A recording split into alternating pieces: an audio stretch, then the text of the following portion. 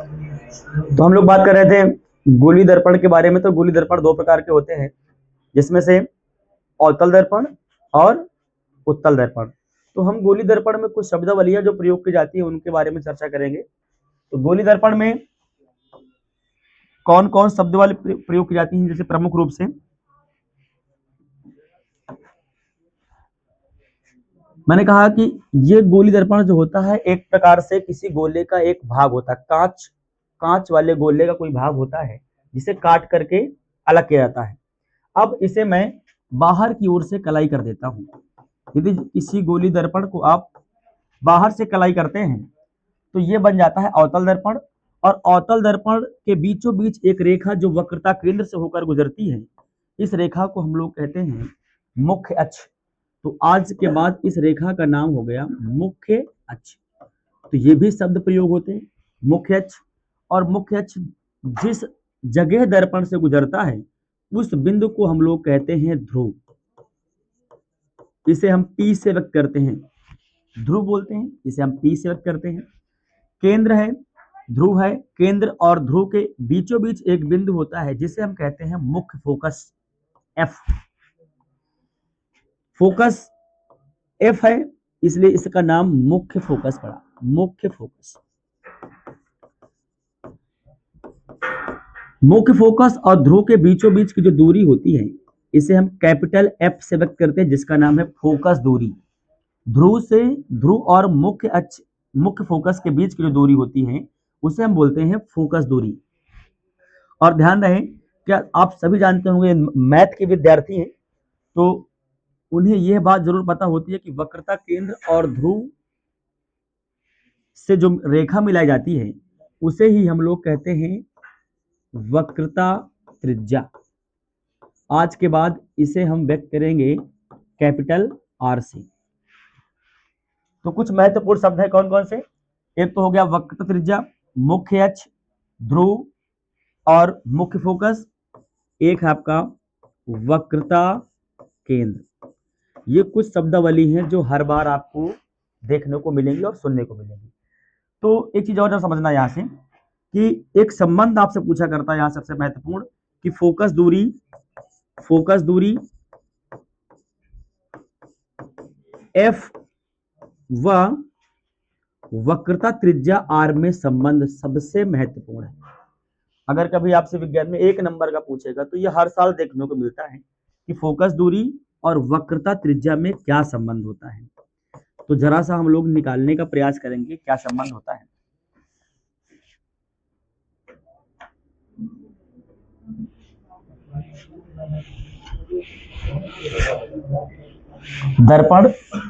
दर्पण को बाहर से कलाई कर दिया, अवतल दर्पण। मुख्य अक्ष वक्रता केंद्र यहाँ पर है ध्रुव पी, और इसके ध्रुव और वक्रता केंद्र के बीचों बीच एक बिंदु है आपका फोकस एफ, मुख्य फोकस। अच्छा, आपने कहा था कि ये बिल्कुल बीचों बीच होता है, वक्रता केंद्र और ध्रुव के बिल्कुल बीचों बीच होता है मुख्य फोकस। क्या आप ये सब जानते हैं कि मैंने ये भी बताया है कि ये जो दूरी होती है यानी ध्रुव और फोकस के बीचों बीच की जो दूरी होती है उसे हम लोग कहते हैं फोकस दूरी। अब ये एफ है तो क्या आप इसे भी एफ बोल सकते हैं, क्योंकि आपने ऐसा कहा है कि ये दोनों दूरियां लगभग समान होती हैं। तो ये फोकस, और इसे आपने कहा है वक्रता केंद्र और परिधि तक की दूरी को आपने कहा वक्रता त्रिज्या आर। तो आर अगर आप देख पा रहे हैं, आर जो है क्या ये एफ प्लस एफ इन दोनों एफ से मिलकर बना है।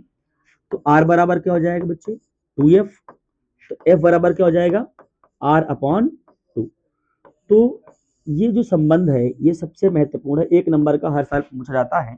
एफ बराबर आर बाई 2, जहां एफ क्या है, जहां एफ फोकस दूरी, आर क्या है, आर है वक्रता त्रिज्या, आर है वक्रता त्रिज्या। तो यहां से कई बार आपसे सवाल बनेगा, अगर पूछने के लिए और ज्यादा कुछ नहीं इसके पास, या तो वक्रता त्रिज्या देगा तो फोकस दूरी पूछेगा, फोकस दूरी दे देगा तो वक्रता त्रिज्या पूछेगा। इसके अलावा पूछने के लिए इसके पास और कुछ नहीं है। तो ध्यान देना है इस फॉर्मूलों को, ध्यान रखना आपको कि एफ बराबर आर बाई 2, यानी जो फोकस दूरी होती है वो वक्रता त्रिज्या के आधी होती है। इसलिए F बराबर R/2, या हम ये भी कह सकते हैं कि R बराबर 2F। ध्यान रखना, जो वक्रता त्रिज्या होती है वो फोकस दूरी के दुगुना होती है। ऐसा भी कह सकते हैं, कई बार शब्दों ऑप्शन में पूछा है कि फोकस दूरी और वक्रता त्रिज्या में क्या संबंध होता है, तो उसने ये भी पूछा आपसे। ऑप्शन में दिया क्या क्या, उसने सीधे सूत्र ना दे करके बल्कि ये दिया, शब्दों को बोला उसने कि क्या फोकस दूरी वक्रता त्रिज्या के दोगुनी होती है, आधी होती है। इस तरह से बच्चे कंफ्यूज हुए और गलत करके आए। तो आपको ध्यान देना है शब्दावली में कि जो ये फोकस दूरी होती है वो वक्रता त्रिज्या के दोगुनी होती है, और जो फोकस दूरी होती है वो वक्रता त्रिज्या के आधी होती है। इस बात को ध्यान देना। तो F बराबर R/, तो अगर कुछ सवाल ही बनते हैं यहाँ से, सवाल में क्या करेगा, सवाल में आपसे कहेगा कोई अवतल दर्पण है। अच्छा, अवतल दर्पण, अभी एक चीज मैं आपसे बता दे रहा हूँ, साइन कन्वेंशन में, चिन्ह परिपाटी में, अगर हम कोई भी जब सवाल की बात आती है तो सबसे पहले हम लोग चिन्ह परिपाटी पर जाते हैं, अवतल दर्पण और उत्तल दर्पण में। अगर हमें चिन्ह लगाना नहीं पता है तो हम अवतल और उत्तल दर्पण के सवाल कभी नहीं लगा पाएंगे। ठीक है, तो ध्यान ये देना है आपको कि जो अवतल दर्पण होते हैं, अभी मैं एक चीज आपको बता रहा हूं केवल, लेकिन ऐसा हमेशा फैक्ट के रूप में आप याद नहीं रखेंगे कि अवतल दर्पण में जितनी भी दूरियां होती हैं वो सभी ऋणात्मक होती हैं। ऐसा मैं अभी कह रहा हूं, लेकिन जब मैं आपको प्रतिबिंब का बनना सिखाऊंगा तो उसमें मैं ये भी बताऊंगा कि अवतल दर्पण में एक कंडीशन ऐसी होती है जिसमें सभी दूरियां ऋणात्मक नहीं होती हैं। तो अवतल दर्पण में सभी दूरियां कैसी होती हैं, ऋणात्मक होती हैं, और उत्तल दर्पण में ध्यान रखना है कि सभी कैसी होती है, दूरियां धनात्मक होती हैं, केवल केवल u को छोड़ करके, केवल u को छोड़ करके। u क्या है, u क्या है, v क्या है, f क्या है, ये सभी शब्दावली मैं आपको आगे बताऊंगा, लेकिन उसके पहले आपको ये ध्यान देना है कि हम सवाल पर बात करेंगे कि फोकस दूरी और वक्रता त्रिज्या क्या है। तो यहां पर हम सवाल की बात कर रहे थे, सवाल कैसे पूछता है, कई बार पेपर में ये पूछा सीधा उसने, कहा यदि किसी अवतल दर्पण की फोकस दूरी, यदि किसी अवतल दर्पण की फोकस दूरी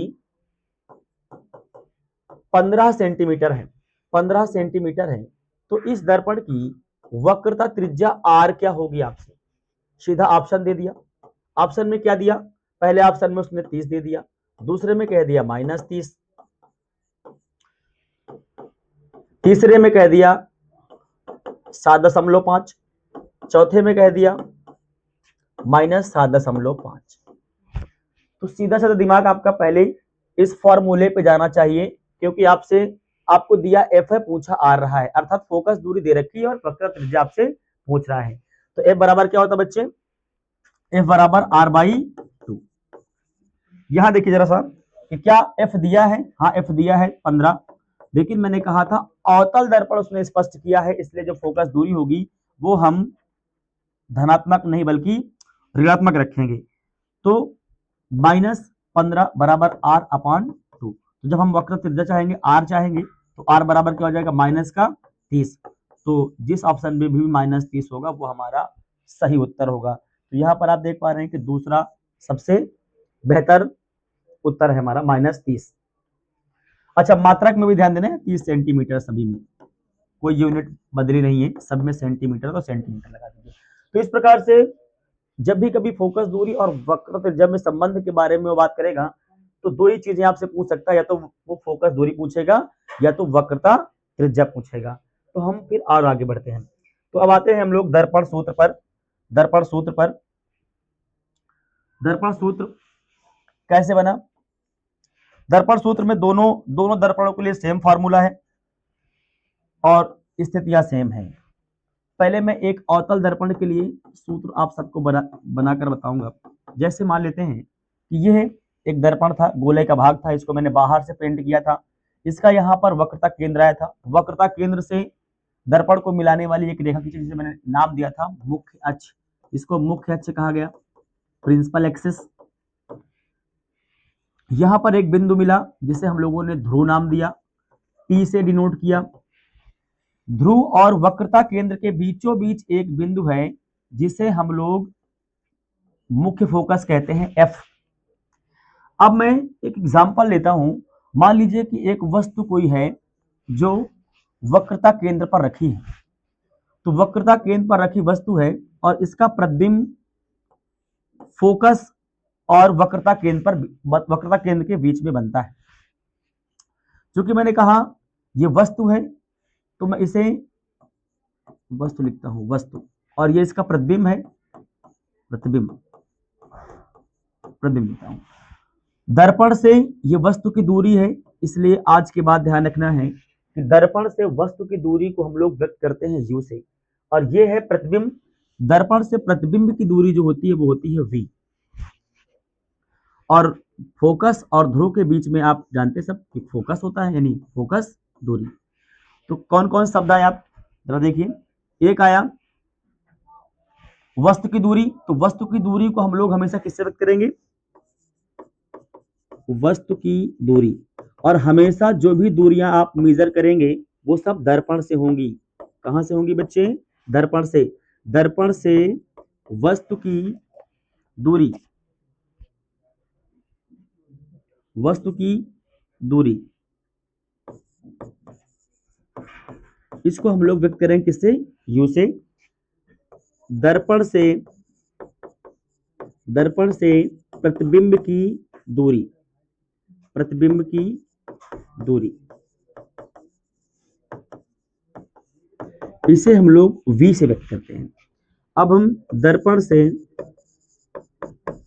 से मुख्य फोकस की दूरी, मुख्य फोकस की दूरी f। तो इस प्रकार से तीन शब्द आए हैं। कौन कौन से, दर्पण से वस्तु की दूरी, दर्पण से प्रतिबिंब की दूरी, दर्पण से मुख्य फोकस की दूरी।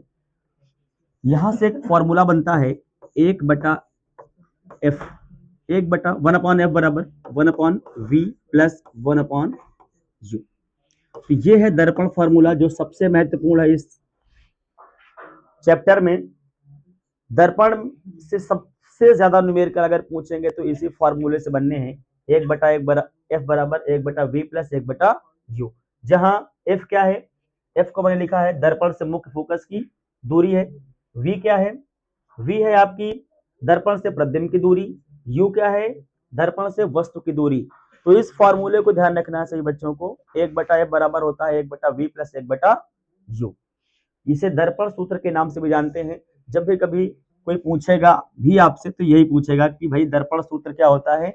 अगर आपको दर्पण सूत्र याद है तो आप आसानी से सवाल लगा सकते हैं। अच्छा, इस दर्पण सूत्र को आप चाहे अवतल दर्पण में प्रयोग करें चाहे उत्तल दर्पण में प्रयोग करें, लेकिन सवाल लगाने से पहले एक सबसे महत्वपूर्ण चीज है, वो है चिन्ह परिपाटी। चिन्ह परिपाटी, तो चिन्ह परिपाटी की क्लास कर लेंगे। आज के लिए इतना काफी है। और चिन्ह परिपाटी कल सभी लोग क्लास में आइए। आज टेक्निकल इशू के कारण ये क्लास अधूरी छोड़ी जा रही है, लेकिन जैसे ही समस्या दुरुस्त हो जाएगी, और मैं निश्चित रूप से कह सकता हूं कि ये समस्या कल दूर हो जाएगी, और कल हम लोग प्रॉपर वे में कल से ये क्लास आगे को बढ़ाएंगे। टाइमिंग 5:30 से क्लास रहेगी। टाइमिंग जो भी रहेगी आपकी, मैं 5:30 बजे आपकी क्लासेस प्रारंभ हो जाएगी। आप सब लोग लाइव देखने के लिए लर्न क्लासेस अलीपुर में आइए, और सब लोग अगर वीडियो ठीक ठाक लगे तो सब लोग सब्सक्राइब और लाइक जरूर किया करें। धन्यवाद।